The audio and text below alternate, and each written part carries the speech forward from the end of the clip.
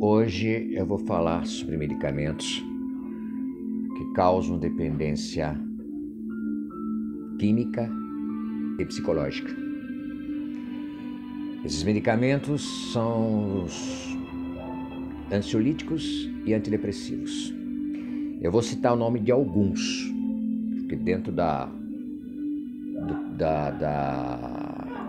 grande quantidade desses medicamentos, são vários, eu não vou conseguir enumerar todos, mas eu vou falar sobre alguns conhecidos. Um dos principais que a gente vê, paciente, inclusive tinha uma paciente minha que toma, que é a amitriptilina, como também pessoa que eu conheço que usa o amitriptilina. Agora eu posso citar o fluoxetina, posso citar o sertralina, paroxetina, lorazepam e etc. Esses medicamentos, eles ajudam mudando o meu humor, tá? Então, a pessoa me pergunta se esses medicamentos, eles ajudam só na ansiedade. Normalmente, esses medicamentos ajudam na ansiedade e também na depressão. Porque como ele mexe nos nossos neurotransmissores, eles também recapturam algumas substâncias que causam bem-estar, que é o caso da serotonina e na noradrenalina. Esses medicamentos trazem benefícios, com certeza. Eu tinha um paciente meu que sofria de síndrome do pânico, e com a síndrome do pânico ele não conseguia nem, no momento que eu atendia de forma presencial, ele não conseguia nem chegar até o consultório, que tinha uma dificuldade de sair, né, do local, porque a casa dele é um local seguro, no seu espaço seguro. Então, assim, do pânico, a pessoa não tem uma dificuldade de sair daquilo que é o espaço que ele se sente protegido, né, e normalmente é na sua casa.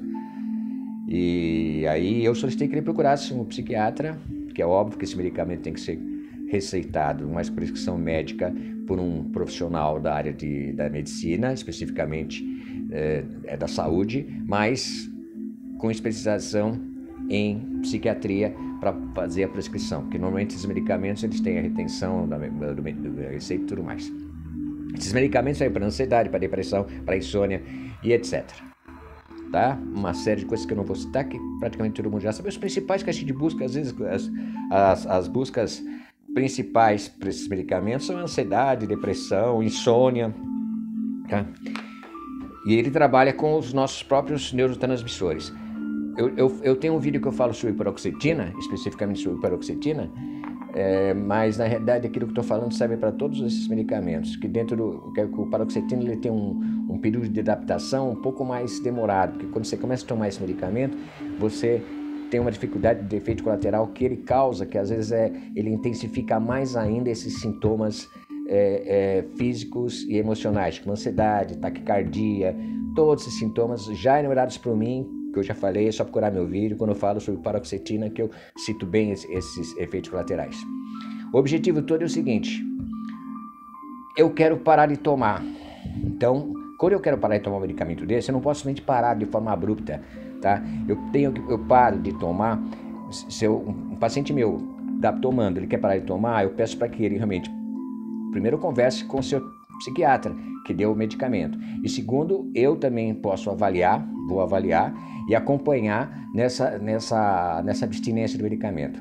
Porque quando eu quero parar, não posso parar de forma abrupta, porque ao contrário, quando eu fico sem tomar um medicamento, eu vou ter todos aqueles sintomas de uma forma até mais grave, que é os sintomas de eu possuir insônia novamente, taquicardia, coordenação motora, falta de coordenação motora, série de sintomas de efeitos colaterais. Às vezes aquele mesmo sintoma, eles voltam. Então, a abstinência do medicamento, quando eu quero parar e vou ter a abstinência, qual que eu tenho que fazer? De forma gradativa. Normalmente, às vezes, eu tinha uma paciente que tomava amitriptilina e ela falou que se ela poderia parar. E ela disse para mim que um dia ela tinha esquecido de tomar e não sentiu nada. Aí que ela lembrou que tenha esquecido. Então eu digo o seguinte, se você, é um bom sinal, porque na realidade a gente cria também um certo hábito do medicamento, e às vezes a gente nem sabe se esse medicamento já está fazendo aquele mesmo efeito. Às vezes com possibilidade de uso tão contínuo, ele está não fazendo mais efeito, mas ele continua ainda o efeito placebo, que é efeito que não é mais o princípio ativo que está fazendo o efeito, mas o efeito placebo. A gente vai falar muito sobre o efeito placebo agora, nessa fase da testagem da vacina contra o Covid-19. Então, o que eu vou fazer? Eu peço para a pessoa, vou fazer o seguinte, se o teu comprimido, ele é um comprimido, seja o tamanho que for, mas ele tem aquele suco no meio, corte ele. Então, você tomava eu não estou falando em miligramas, tá? Estou falando em cortar, é metade. Não sei se é miligramas, tem medicamento que depende de 2 miligramas, que depende do princípio ativo, a gramagem dele é diferente. Então, corta ele no meio, toma metade. O dia seguinte, continuo tomando metade. Vou vendo como eu estou sentindo. Isso é o desmame. Eu vou criando o desmame do medicamento. Eu vou me sentindo bem? Vou continuando assim. Pode ser que no outro momento, eu vou de forma progressiva, isso sempre com acompanhamento. Tanto no processo, porque eu não descarto de forma alguma, independente de ser a minha área, descarto de forma alguma a psicoterapia que vai ser feita de acordo com isso. Porque a psicoterapia vai ajudando, inclusive, a lidar com isso, que vai criar aquele problema que causou a ansiedade. Independente dos aspectos físicos, que também são aspectos que a gente somatiza. Então, no outro dia eu não tomo nenhum. Dia sim, dia não. Até eu conseguir sentir que posso ficar sem ele, tá? Isso é importante. E eu vi, porque eu consegui me livrar. Não que eu seja contra. Há pessoas que realmente, infelizmente, por uma questão de uma doença crônica realmente terrível, elas têm que ser um uso contínuo do medicamento. Mas eu posso me livrar dele. Uma coisa que eu acho importante e básica nisso, mesmo nessa síndrome de abstinência, eu comprei. A pessoa perguntou para mim assim, doutor, acabou meu medicamento, eu tô sem, você acha que eu devo comprar? Eu falei, olha, eu não vou te dizer se compra ou não compra, é difícil a gente como psicólogo dar um conselho ou aconselhar no sentido, nesse sentido, né, do que a pessoa deve fazer. A gente faz com que a pessoa tenha condição para isso.